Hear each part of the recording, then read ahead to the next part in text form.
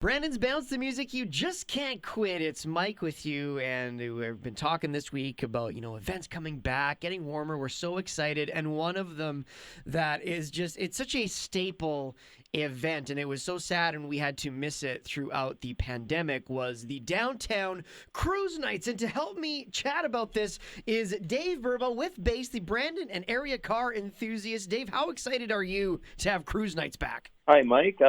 We are so excited, and so is everybody else around Brandon, that's for sure. When we had to cancel because of COVID, almost every day I was asked, when is cruise nights coming back? And we were always pretty hopeful that the COVID thing would just kind of go away in a short time, but as we know, it sure didn't.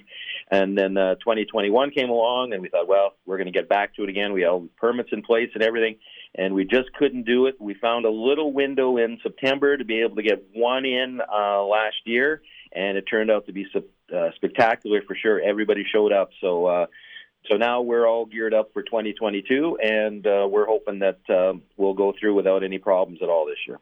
Let's answer some of those questions from the crowd, if you will.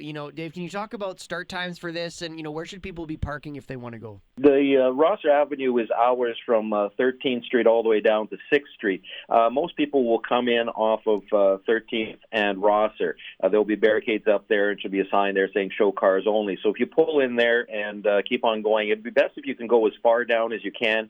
Sometimes at the beginning people start parking and it plugs it up, and people can't get through after because there's too many cars or people, spectators walking around. So if you can kind of work your way all the way through the end, a lot of people will get in there well before 6 o'clock and park regularly on the streets, and then as soon as 6 o'clock, they'll move their cars in a diagonal form. So a lot of people will do that. So if you want a fairly good spot, you can come down earlier, park for a half hour or so, and then you're in your prime location to show off your car. Well, and to the people showing off their cars, I feel like, they have you have no problem with filling roster this year. Is that right? You got a lot of good interest from the drivers, as always? Oh, yes. This Brandon event, this downtown cruise is just so popular. It's through the week. Everybody is still in town. Weekends are kind of tough because people are going to the lake. They have a lot of other stuff to do. But the Thursday night thing is working on well, and everybody's so excited to come down and show off their rides, what they've been working on for the last 2 years. They had a lot of time to do that, and people are just itching to see car shows again because there really hasn't been anything for the last couple of years. Thursday night, the downtown cruise nights are back on Rosser, and we hope to see you there. And again, if you're just tuning in, we're chatting with Dave Burba with BACE. Dave, is there anything else you wanted to add before we let you go, like any sponsors to thank or anything like that?